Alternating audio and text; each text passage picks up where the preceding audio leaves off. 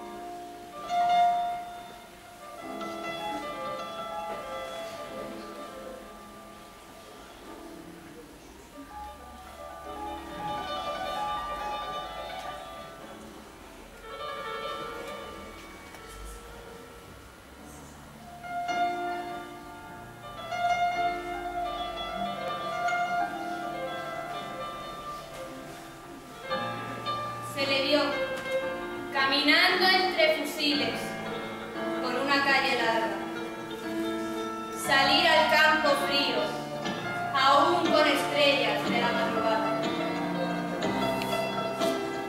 Mataron a Federico cuando la luz asomaba. El pelotón de verdugos no osó mirarle a la cara. Todos cerraron los ojos. Rezaron: ¡Ni Dios te salva! Muerto cayó Federico, sangre en la frente y plomo en las entrañas. Que fue en Granada el crimen, ¿sabes? En su Granada, pobre Granada.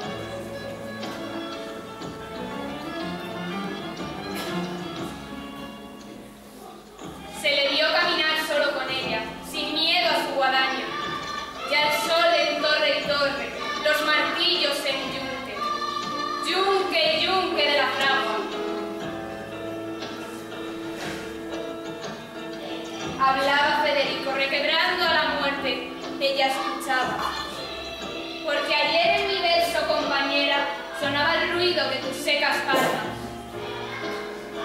Diste hielo a mi cantar y filo a mi tragedia de tu voz de plata.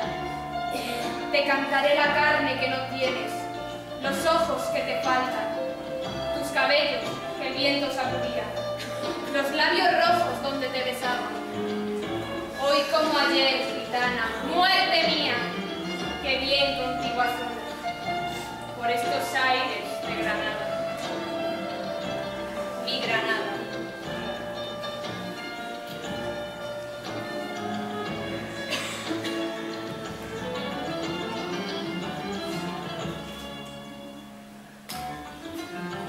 Se le vio caminar, labrar amigos de piedra y sueño en el Alhambra, un túmulo al poeta sobre una fuente donde llore el agua, que eternamente diga que el crimen fue en Granada, en su Granada.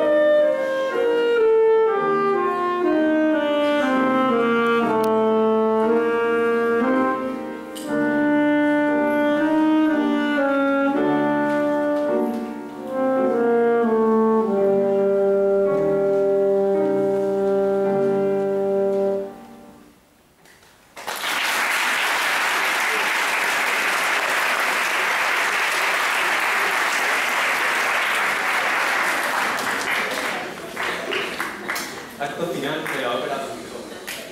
El caballero de la triste figura, más triste que nunca, reposaba en su cama sudorosa. Rodeado de sus seres queridos, luchaba por sus últimos suspiros, de la mano de su sobrino, al lado del fiel Sancho. Cuando las manos frías de Don Quijote caen sin vida, comienza el llanto, el dolor de sus familiares, con ojos empañados en lágrimas. Y aquel que a las duras y a las maduras permaneció a su lado, es el que más lo siente de todos. Sancho, querido Sancho, el mejor escudero que un caballero pudiera desear. Él, entristecido, recuerda a su amo entre los refranes y puñadas que tanto odiaba. Oh, malditos libros que se llevaron su cordura, andanzas de locura que se llevaron a tan gran hombre. ¿Quién iba ahora a desfacer en tuertos? Sancho se tapa la cara por vergüenza de mostrar sus lágrimas ante tan valiente hombre, y procura olvidar los sollozos de los demás. Ninguno como él sufrió tanto por don Alonso, acompañándolo en peligrosas aventuras, luchando contra gigantes y ejércitos. Todo eso se acabó. Ya nunca volverá Alonso a montar a Rocinante. Ya no volverá a lucir su armadura, que aunque gastada, era la mejor. Ya nunca volverá a recorrer la Mancha con su fiel Sancho. Sin embargo, el caballero se encuentra en buen lugar. A lomos del mejor corcel, cabalgando junto a Tirante y el Amadís, asciende para encontrarse con los mejores hombres que jamás pudo imaginar, si no es por el papel.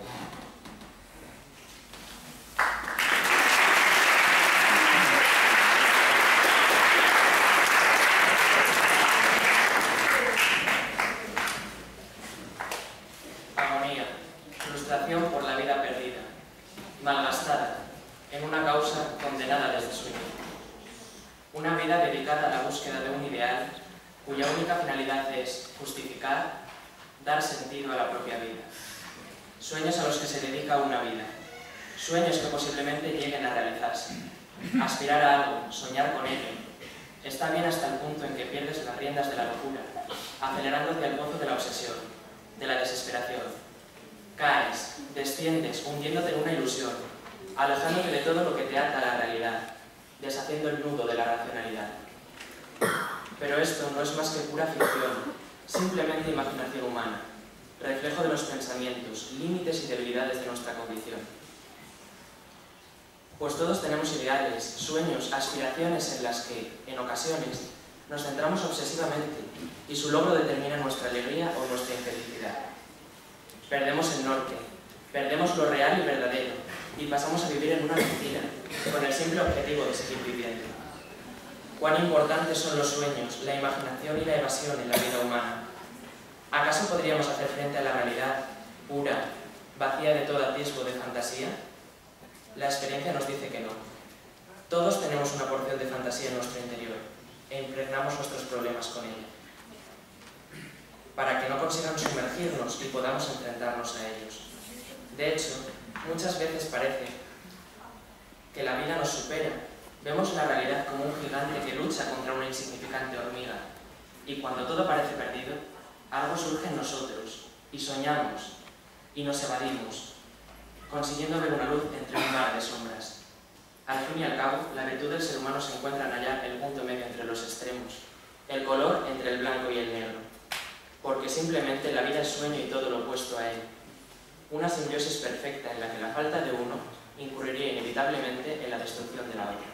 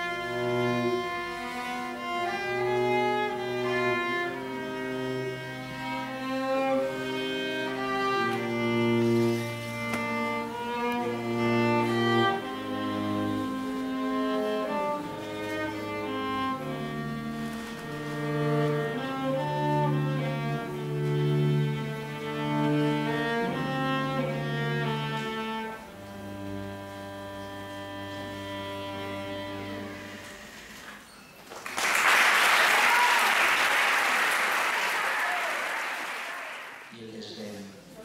Fluyen entre las personas que reminiscentes claman la muerte, que como un sueño es tentación de la vida. Un viento helado sopla desde la cumbre de las calaveras. Todos quienes abren los ojos para ver poesía chocan con el lado más abrupto del término. Se ahogan en símbolos, mueren bajo la balada imperante de las armas, pero su espíritu no olvida que su condena arrastra cadenas injustas.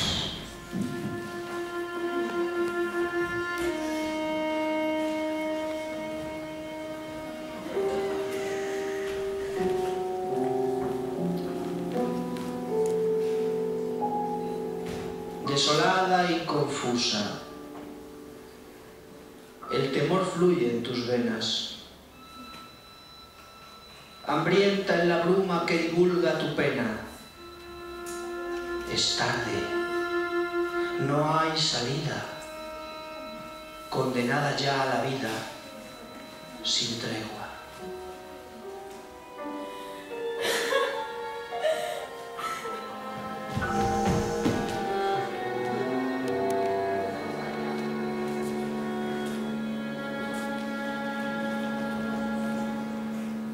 Desgarró sus cuerdas, no buscaba vanas respuestas. La reverberación de sus plegarias aún resonaba en la estancia. En ella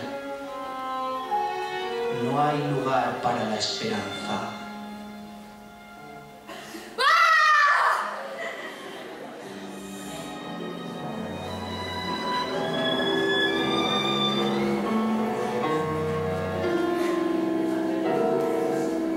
¿Dónde están las rosas del ayer? ¿Dónde yacen ya marchitas? ¿Quién cortó sus raíces al nacer, cortando su vida? ¡No! ¡No!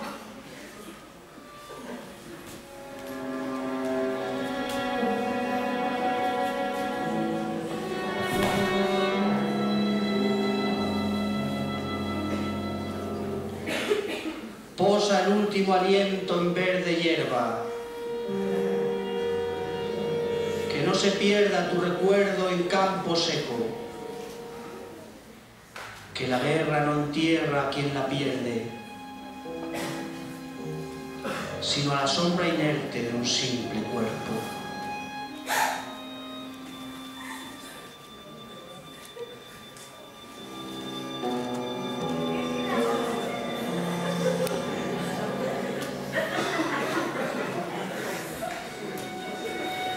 Relincho triste, todo el peso de la bruma, los cascos desgastados de barro y la pradera rota, sin saber hacia dónde escapar.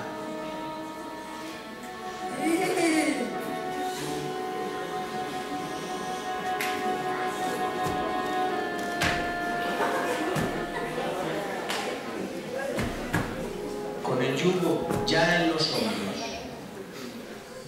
al costado atravesó la flecha. Caminó la sangre exhalada en sendos discursos de un coágulo histórico,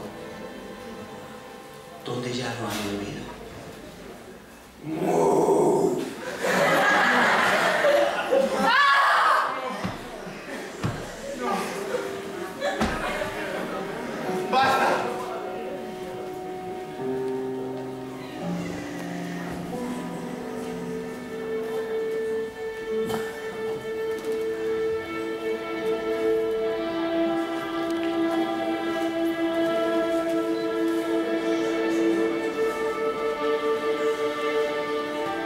Las hojas han caído ya,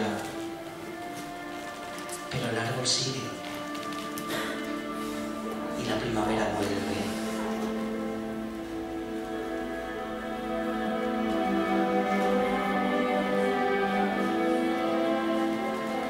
Al alba huyó la helada, le abrió paso a la vida. Donde fosas, ahora margaritas. El recuerdo que no marchita sino que alimenta la llama. Llama que no consume. Vida que ya fluye. Con las guerras no hay victoriosos. Con las guerras perdemos todos.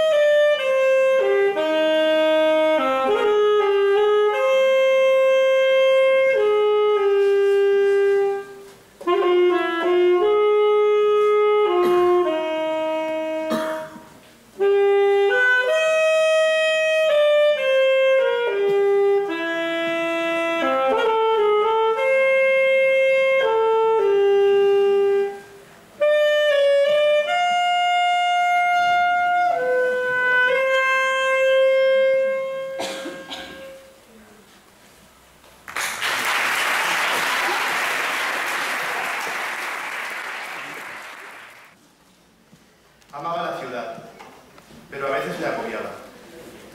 Se declaraba a sí mismo como un auténtico urbanita que jamás podría darse a la vida retirada o pasar sus últimos años de vida en la soledad de uno de aquellos montes que tan idílicamente describían poetas de todos los tiempos. El exceso de urbanismo había hecho que aquella tarde abandonara la ciudad para entregarse a la clara espesura. Era incapaz de abarcarlo todo con la mirada. En cada golpe de vista aparecía una nueva belleza ante él, dispuesta a cautivar todos y cada uno de sus sentidos. Y sin embargo, decidió separar su oído del resto. Era bello escuchar el sonido de la madre naturaleza, tan embriagador, pero prefirió no hacerlo aquella vez. Su pequeño reproductor musical le ofrecía una nueva y diferente experiencia. Se ajustó los auriculares y comenzó a escuchar la música, mientras observaba todo cuanto acontecía a su alrededor.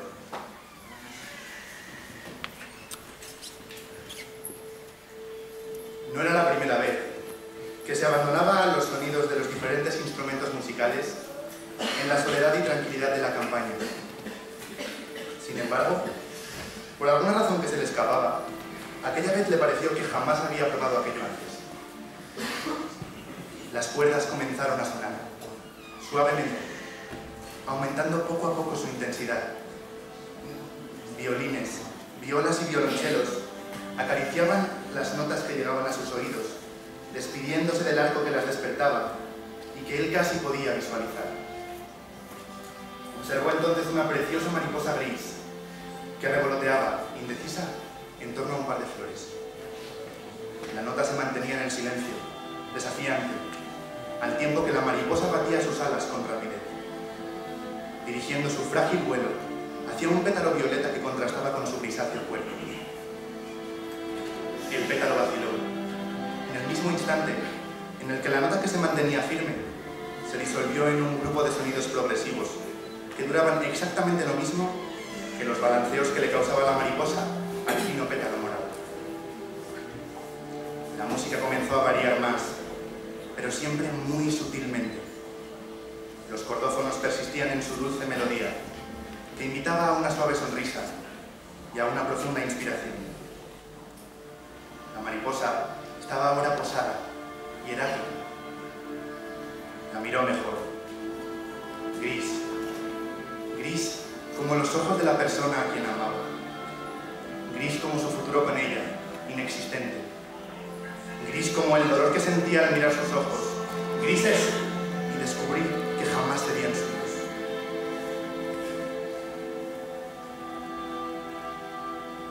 De pronto, un oboe se oyó entre las cuerdas. El aire que pasaba por su tubo pareció animar a un pato a posarse sobre el límpido río que corría a unos pasos. Nadaba, despidiendo curvas en el agua, bailando, cuando las llaves del instrumento se movían constantemente. Hundía la cabeza bajo ella, cuando la nota que emitía permanecía constante entre el resto de la melodía. Más viento sopló en la orquesta. Flautas, clarinetes, fagotes. Todos se unieron al elegante baile del pato sobre la superficie de la corriente. Y él se fijó más. Su cabeza era verde, y las plumas de su cuerpo eran cobrizas. Cobre. El pelo de su amada era de color cobre. Rizos que, al viento, parecían mies tostada. Mies que soñaba con cosechar una y otra vez, con poder tener entre sus dedos.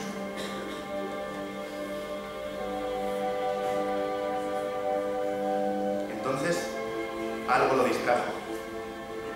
Algo lo sacó de su ensoñación, a caballo entre el oído y la vista. Creyó haber visto que unos matojos cercanos se habían movido bruscamente. Pero no era solo aquello. Era una sensación. Había algo que lo envolvía todo. Algo diferente. Algo que conmovía el alma. La música no había parado de sonar en sus oídos, pero se volvía distinta. Miró el pétalo purpúreo, pero en él ya no yacía la mariposa. Posó su vista sobre la superficie del río, y ahí ya no estaba el inquieto pato. Todos los instrumentos sonaban a la vez, en una amalgama de sonidos que estaban lejos de procurarle la tranquilidad de la que había disfrutado con las primeras notas. Los nervios comenzaban a dominarlo, y aún no sabía muy bien por qué. Esa sensación de incerteza seguía flotando en el ambiente.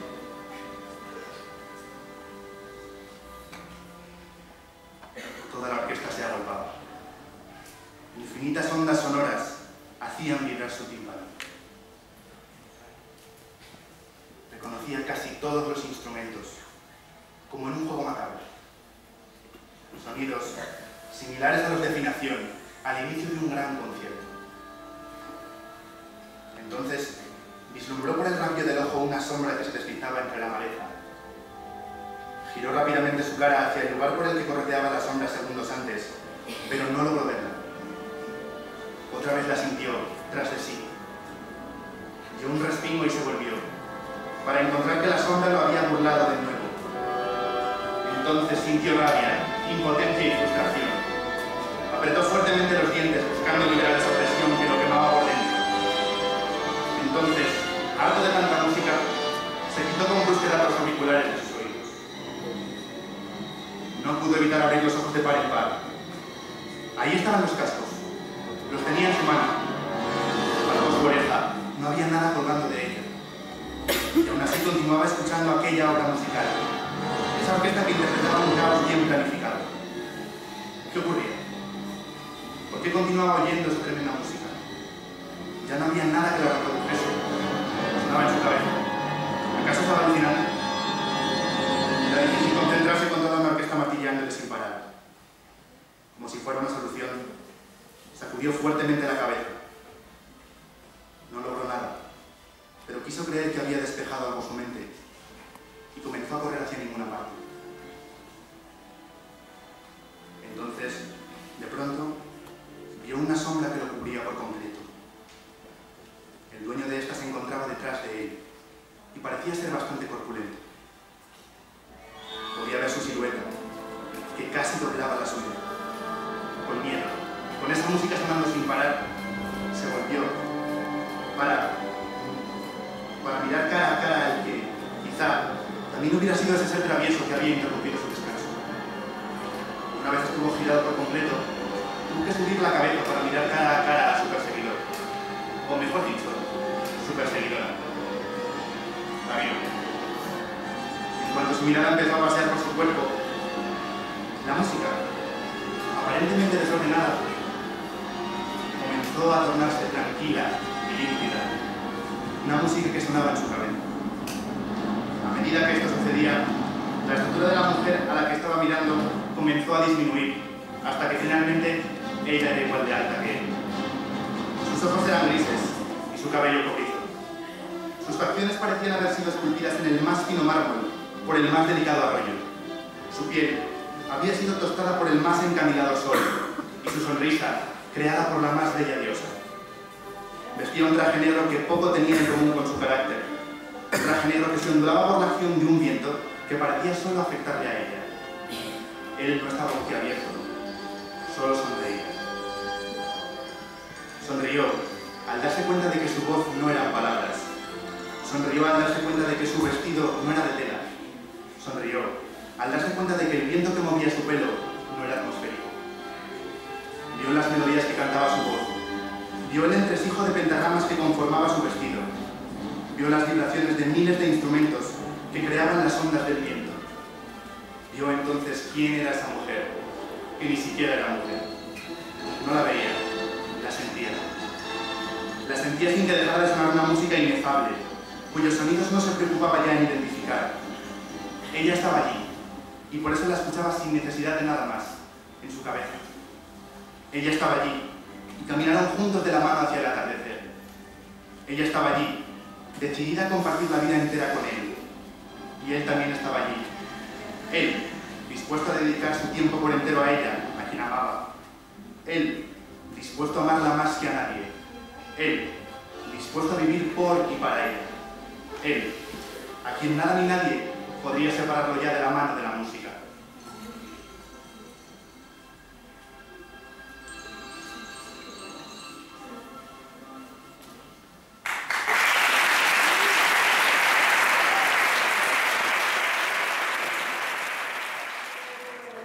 Se me ha muerto como del rara música, con quien tanto quería.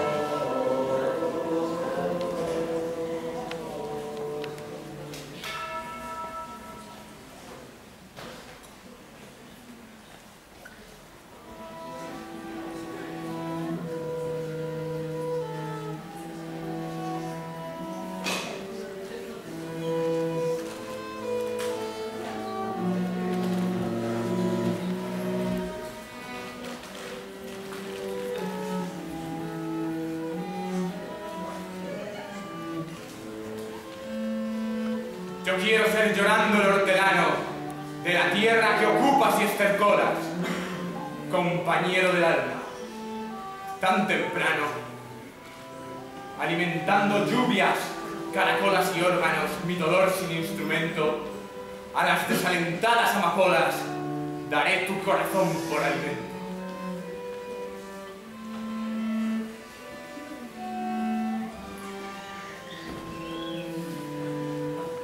Tanto dolor se agrupa en mi costado, que por doler me duele hasta el aliento. Un manotazo duro, un golpe largo, un hachazo invisible y homicida, un empujón brutal te ha derribado. No hay extensión más grande que mi herida. Lloro mi desventura y sus conjuntos, y sin calor de nadie voy de mi corazón a mis asuntos. Temprano madrugó la madrugada, temprano levantó la muerte el vuelo, temprano estás rodando por el suelo. No perdono a la tierra enamorada, no perdono a la muerte desatenta, no perdono a la tierra ni a la nada. En mis manos levanto una tormenta de piedras, rayos y hachas estridentes, sedienta de catástrofes y hambrienta. Quiero escarbar la tierra con los dientes. Quiero apartar la tierra parte a parte, a dentelladas secas y calientes. Quiero andar la tierra hasta encontrarla y besarte la noble calavera y desamordazarte y regresarte.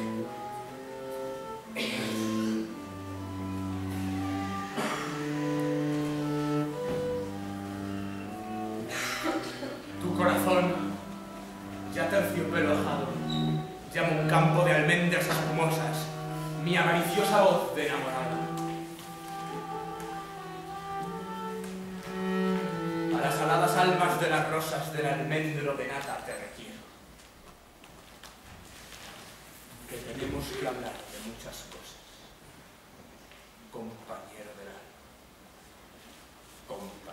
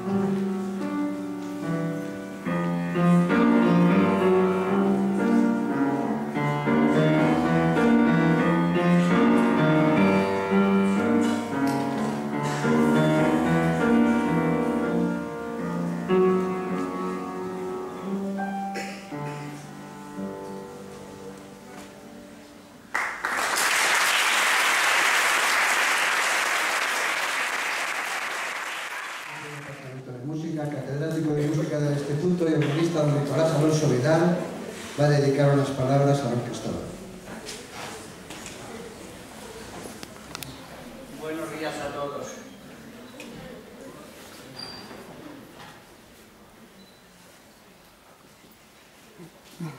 No soy el más indicado de hacer la presentación de quién es don Cristóbal Hack, este gran maestro musical. El más idóneo a mí me parecía que era don Samuel Rubio, porque es el que mejor le conoce, porque él conoce la historia de su vida y la historia musical de otros tiempos, que puede indicar la evolución y todo de su estilo. Yo se lo propuse a José Luis, me dijo que no había querido don Samuel, y ayer me dice, pues algo, lo podía haber hecho él porque ha tratado muchísimo con don Cristóbal últimamente y sabe mejor que yo todo. En estas actuaciones que he visto, yo creo que no tengo que añadir nada, es aclarar solamente las cosas que he visto. Esto me ha dado la impresión de que se trata precisamente de una disonancia grandísima que terminó en consonancia. ¿Qué disonancia es? Pues sencillamente este hombre, don Cristóbal Hack, que está estudiando, está componiendo para un premio de curso, para final de curso, y a su vez hay otra que está en otro plano molestando también con el piano, que también cuando el piano molesta no es música, es ruido.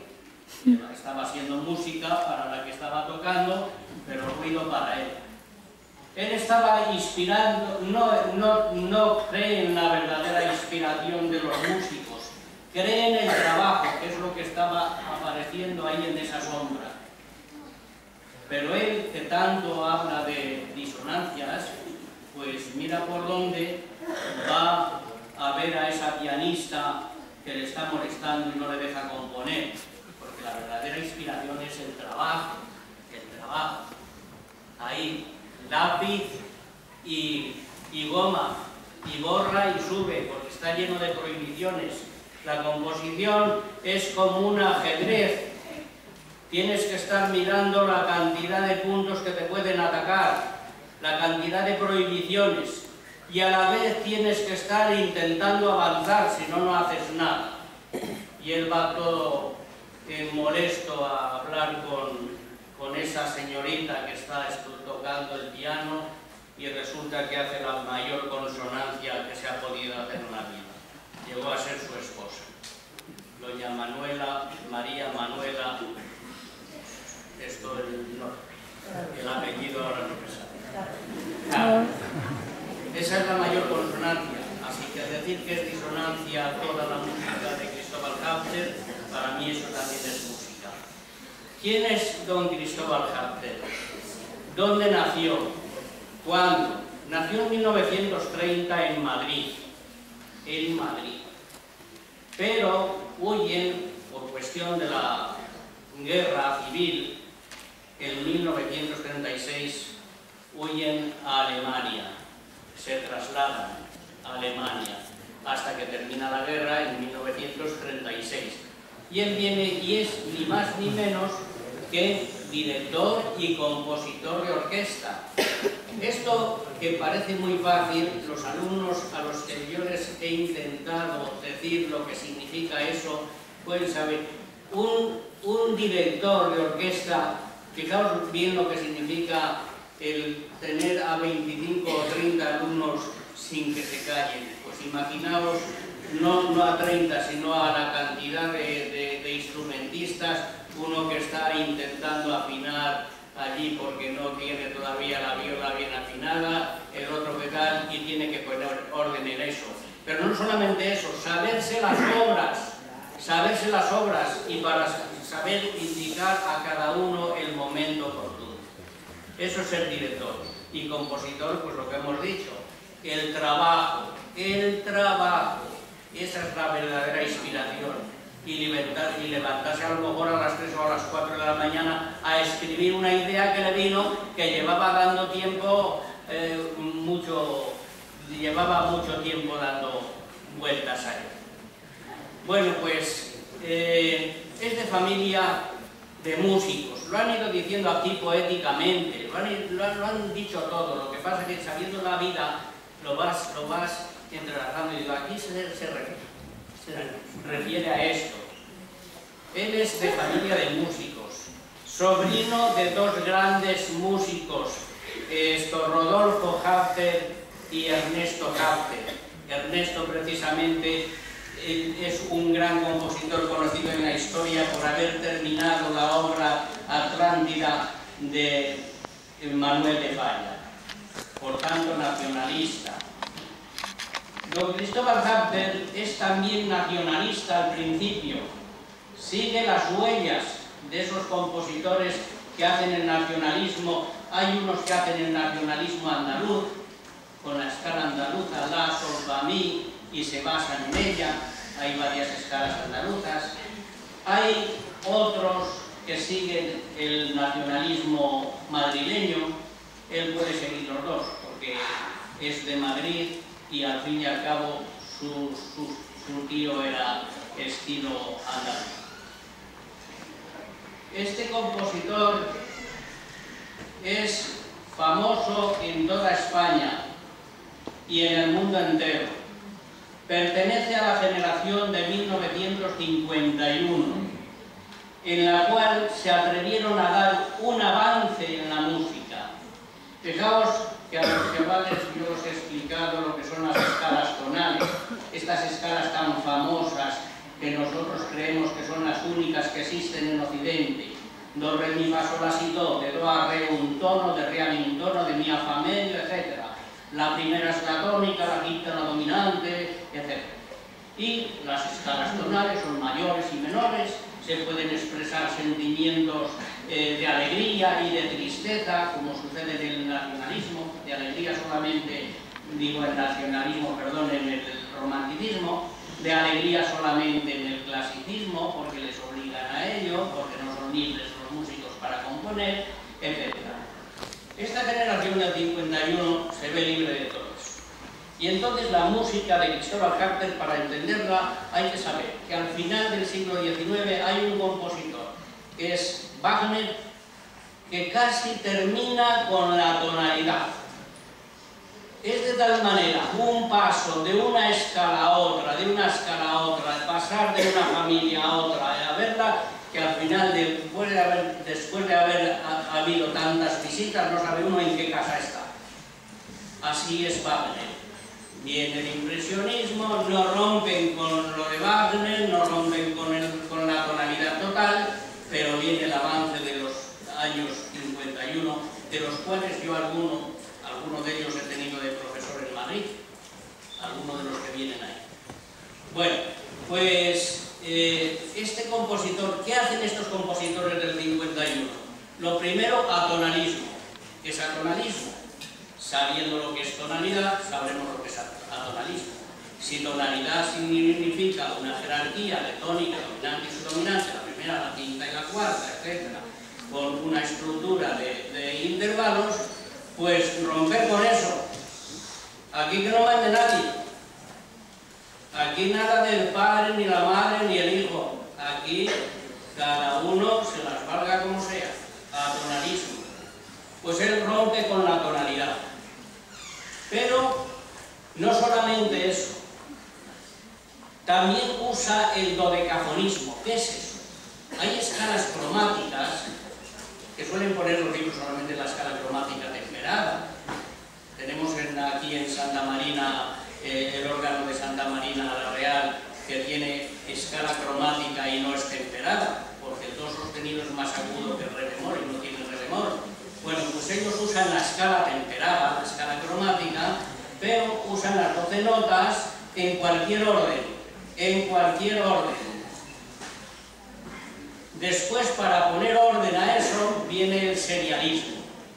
Y entonces es cuando se tocan en el orden que tú quieras, después eso se invierte, después se lee retrógradamente como capicúa de atrás hacia adelante, y después eso lo invierten, y eso es el serialismo. Y don Cristóbal Harter tiene de todo eso. Tiene a su vez esto, para mí, una cosa que acaban de interpretar la obra que más me gusta a mí de todas ellas. Es una especie de neoclasicismo. No renuncia a lo antiguo. ¿Por qué? Coge precisamente el tiento número 1 y la batalla imperial de Cabanilles. Yo la he tocado en órgano y cuando un día la escuché en la catedral, parecía que se iba a caer la catedral con esa obra. Yo os digo que me quedó admirado y es cuando se puede decir: ah, don Cristóbal es un gran maestro, es un gran músico. Porque hay veces que el que oye solamente un tipo de música de él puede pensar lo que decía una vez mi hijo cuando era muy pequeñito: papá, Picasso pintaba mal porque quería o porque no sabía. Cuando don Cristóbal Harter hace música que no entendemos ahora, que la entenderán más adelante, como sucedió con la del siglo XIX, que se entendió posteriormente, pues más de uno dirá: pero este hombre sabe o no sabe. Pero cuando coges una obra de estas, o coges las de los violonchelos y eso, te quedas sorprendido. Bueno, Cristóbal Harter tuvo a su madre, que fue música también. Y desde el vientre de su madre, hoy está se habla mucho de ello, de que influye la música cuando estás en esa situación. Murió muy pronto su madre, él era niño, pero lo suficiente para darse cuenta porque estuvo escuchando las obras de su madre, de Mozart, etc. Pero esa idea le ha influido, yo creo que toda la vida. Por eso tiene una obsesión por la muerte, porque se nota en muchas de sus obras. Bueno, esto tiene sus hijos que son María, está Pedro Hafter, que es pianista y es director de orquesta. El primero, no me recuerdo, Alonso. La segunda María es también flautista, en fin, que es de una familia de músicos. Y me habían dicho que unos minutos creo que me he pasado, así que perdonad, y me habría gustado hablar más de él, y que lo que sí que queremos es que este sencillo homenaje le llegue a su alma, y que ese segundo apellido, Jiménez Encina, lo de Encina, aunque sea con Z aquí, se recuerde de este instituto y de vez en cuando nos haga una visita. Gracias.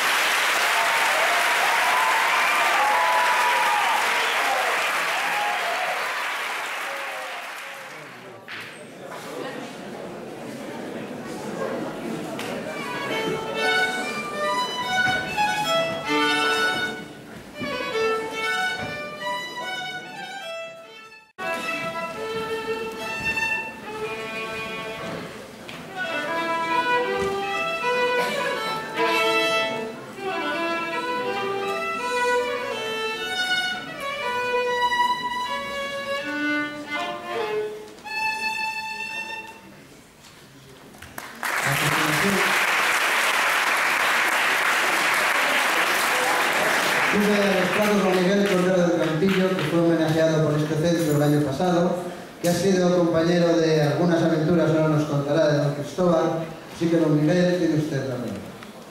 Muchas gracias. Buenos días. Un saludo muy cordial al director, a los profesores, a los alumnos, a los que cuidan del instituto. He estado reflexionando cuando he visto lo precedente respecto a la buena descripción que tuvo la creación de los institutos cuando se les daba el sobrenombre de universidades de provincias. Realmente muchos de los institutos, diría que la generalidad de los institutos, merecen perfectamente el nombre de universidades y pueden muchas de ellas prescindir de provincias. Y este es un caso clarísimo del nivel que el profesorado, por supuesto, y los que han diseñado este tipo de enseñanza han tenido. Me he sentido de verdad emocionado recordando el año en que en este mismo solar, no en este mismo edificio, empecé mi bachillerato, pues hace ya muchos años, 1935. Hoy vuelvo aquí después de un año en el que tuve la fortuna, el honor, la generosidad, de recibir la generosidad de este profesorado y de este alumnado en este mismo lugar. Hoy el honor para mí también es compartir con mi compañero de tantas cosas en un periodo sumamente denso, más que pocos años, la densidad de la situación a la que tuvimos que hacer frente. En 1977, cuando había terminado el régimen, como se llama por antonomasia, para los de nuestra generación no hace falta decir más, el régimen, asistimos él y yo con nuestro otro compañero del Bierzo, querido amigo, muy buen amigo de Ponferrada, que no hace falta ni citarlo siquiera, creo que lo tenemos presente todos. Fuimos solicitados, invitados a participar en un interrogante terrible que existía en la sociedad española. había concluido un periodo que era el epílogo de la terrible guerra civil que habíamos padecido, y estaba el mundo lleno de interrogantes. Había un sector derivado del régimen de la época, muchos de cuyos servidores estaban ya decididos al cambio, pero había unos sectores, precisamente los más duros, diríamos en términos políticos incluso, los que podían ser más peligrosos, que permanecían anclados a la posibilidad de que aquello perdurara in eternum. Había incluso predicciones legales que decían que estaba todo atado y bien atado, como es bien notorio. Había un sector, sin embargo, racional, diríamos que patriótico también, dentro de esas mismas estructuras, que entendía que aquello se había terminado y que había que encauzar lo que venía, que era una maraña de oscuridades que no se sabía muy bien en qué iba a parar. Venía naturalmente la otra España. Había una España que se incorporaba, que era la España del exilio, la España de los derrotados, donde había también no unas monolitismo, sino que había otro espectro, en muchos aspectos equiparable al que existía ya en ese tipo de sociedad de los años 77 en España. Es decir, algunos estarían anclados también en el ideal republicano, en el ideal de la guerra, marcados por esa terrible fractura, otros que naturalmente habían evolucionado desde un punto de vista del raciocinio, y algunos otros eran nuevos.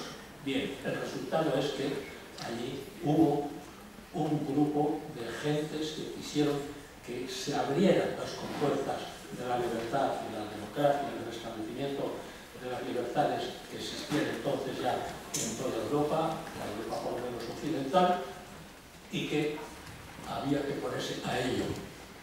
Es tremendo, tremendo para mí y para todos los que entonces estuvimos en aquella aventura, comprobar que hubo una situación de emergencia que contó con la buena voluntad de un contingente muy grande de españoles que se puso a resolver las cuestiones importantes que tenía España entonces y que abdicaron tremendamente de su fe, la fe que había alimentado pues, su vida desde tantos lugares.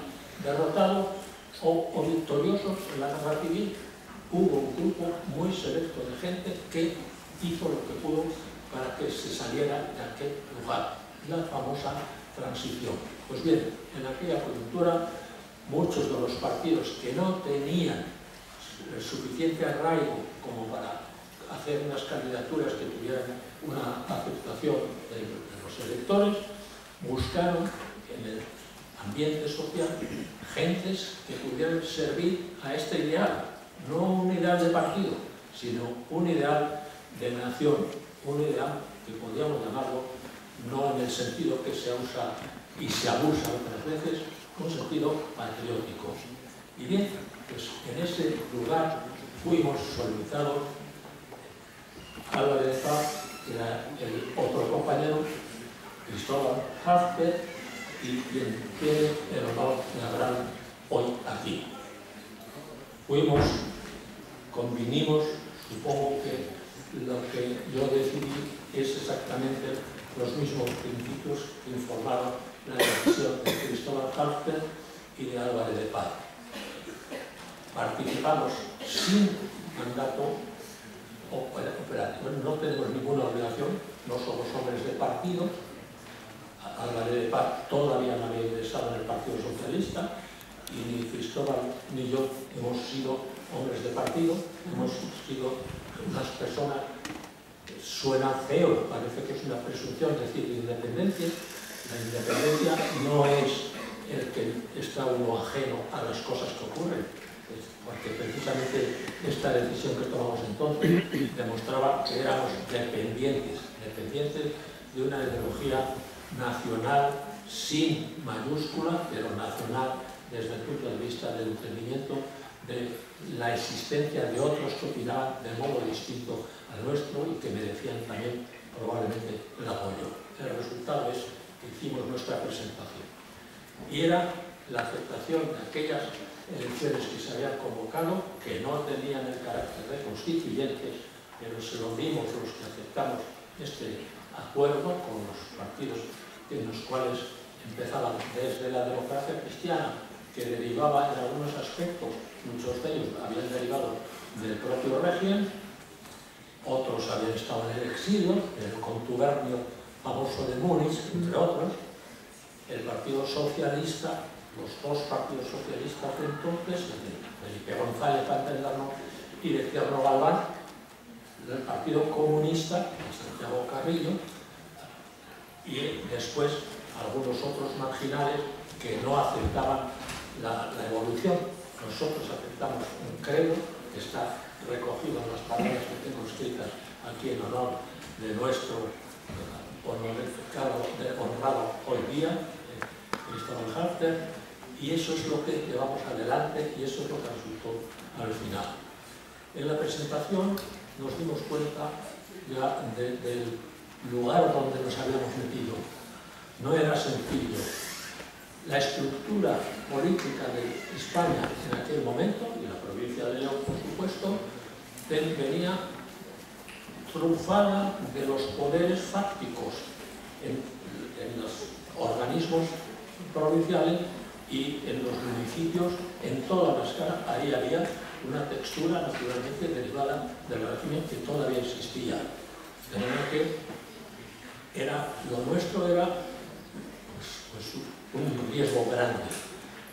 Tuvimos que aceptar muchas cosas, nuestra familia también, en muchos aspectos. Y, bueno, la manera de destruir nuestra reputación en algunos casos fue bastante clara. En mi caso concreto lo digo casi con regocijo hoy, y entonces no, porque en mi familia era un motivo de discusión. En mi familia inmediata no, en la familia materna y paterna. Bajo la piel de Cordero del Campillo se esconde el lobo de Santiago Carrillo, por ejemplo. Había un modo de invalidar las candidaturas, es que esto es un rojo de mucho cuidado, pues está ahí metido, pero fíjate lo que sale ahora con él, que se pasa a Carrillo. Naturalmente no nos pasamos ni a Carrillo, ni a Felipe González, ni a Tierno Galván, ni a la Democracia Cristiana. Dimos un paso sencillamente para resolver aquella situación difícil que teníamos. La situación, me acuerdo cuando hicimos la presentación en un localito del Hotel Quindós, y Cristóbal Hafter, como todos nosotros, nos enfrentamos a una actitud agresiva. Uno de los periodistas, me acuerdo muy bien, le preguntó a Cristóbal Hafter así como un reto, como diciendo, vamos a ver, dígame usted qué hace un músico en el Senado. Y bueno, Cristóbal naturalmente, como es elegante y civilizado, pues le contestó, no de la manera que le podía salir a uno con genio más violento, que podría haberle dicho, ¿y qué hace usted en un periódico con ese tipo de preguntas? Pero no fue así. Aquel hombre no había leído, naturalmente, la enciclopedia británica. Yo sí la he leído con motivo de preparar esta intervención mía aquí, para encontrar que Cristóbal Hafter no es un músico que se haya radicado en un sitio tan bello y tan propio para la abstracción como es el Bierzo, Villafranca del Bierzo, ni un madrileño más o menos culto o más o menos vinculado nada menos que a Königsberg, de donde procede su abuelo, es aquellas de las ciudades hanseáticas del Báltico, etcétera, etcétera. No, es una figura universal. Y si este periodista hubiera leído la enciclopedia británica, habría visto que había un Hafter ya anterior a Cristóbal, pero también Cristóbal aparece aquí, que tratan de coordinar, de pasar de un lugar a otro, de la música, como acaba de decirnos el profesor de música aquí muy certeramente y que viene en la Enciclopedia Británica, nada menos que Cristóbal Harter, que hoy encontramos aquí, allí está, donde no hay muchos españoles, pero existe naturalmente la familia Hart de allá y Cristóbal Harter en concreto en ese lugar. Al final,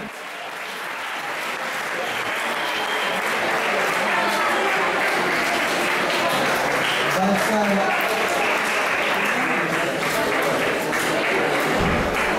a estar acompañado por todos los instrumentistas, actores, etc.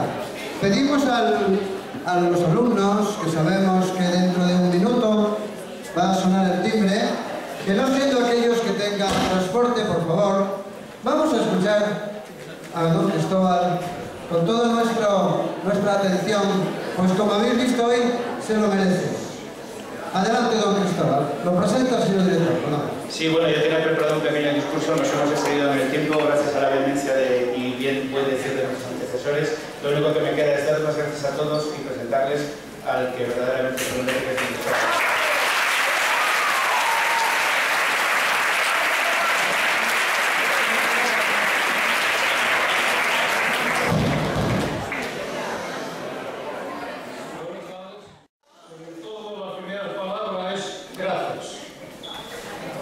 Muchas gracias. Hay muchas personas que hablan mal de la juventud actual. Indudablemente, como todo, tiene sus defectos. Ahora yo a estas personas les traería aquí a vivir lo que aquí hemos vivido, para saber que cuando dicen en general la juventud, se olvidan quizá de la juventud del Instituto Juan de la Encina. La gran mayoría quizá no esté en esta labor, pero sí la suficiente para que podamos tener confianza en el futuro. Haberse tomado la molestia de conocer mi vida, conocer mi obra, mi vocación, lo que soy, lo que quiero hacer y lo que he sido capaz de hacer, es solamente lo podré agradecer con hacer mi trabajo que me queda por hacer, hacerlo con la mayor calidad y con el mayor cariño que sea posible. Yo a los alumnos que quedan después de esta larga jornada les diría una cosa que me gustaría que se lo dijesen a los que han tenido que marcharse, lógicamente. Que vayan a su casa y que den las gracias a sus padres, a quienes estén al cuidado de ellos, por traerles a un instituto donde la música, la poesía, el arte, la convivencia, la sensibilidad y la inteligencia tiene un puesto. Que le den las gracias que les haya podido traer aquí. Y a los profesores de ese instituto también las gracias por cultivar a esta juventud. A alguien una vez le preguntaron ¿qué es la fe? Y contestó, creer en lo que no se ve. Yo no estoy de acuerdo. La fe es tener confianza en lo que se crea. Cada uno de nosotros estamos creando nuestra vida y hay que tener fe en que esa vida que hemos elegido es la mejor. Por eso es importantísimo que en el trabajo que hagáis pongáis todas vuestras fuerzas para tener fe en aquello que hacéis, en aquello que creáis. Seguir creando, empezar a crear ahora, pero seguir creando.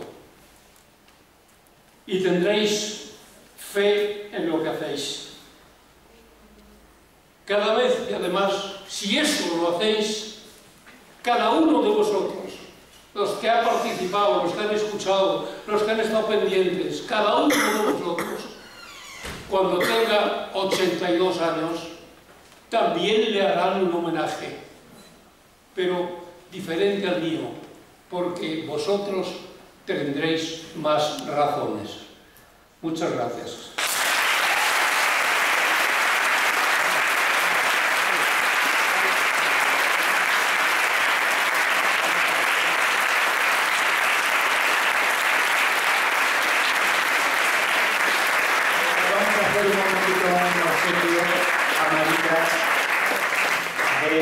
Han participado también nuestros alumnos y quiero que le aplaudáis. Estos adornos florales que hay aquí y este ramo de flores que vamos a entregar a Marita son obra de nuestros alumnos del PCPI de Educación para Alumnos con Necesidades Educativas, de los cuales nos sentimos muy orgullosos. ¿Podéis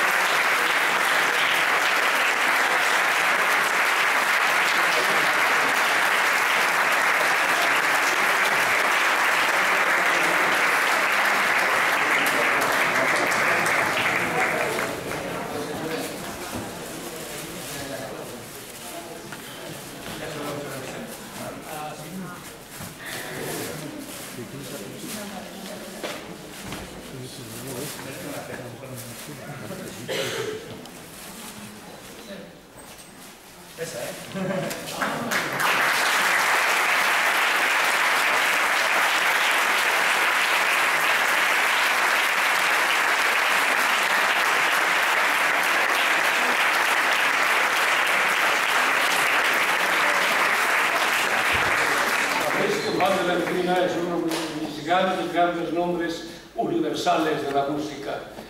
Y para terminar voy a contaros una historia.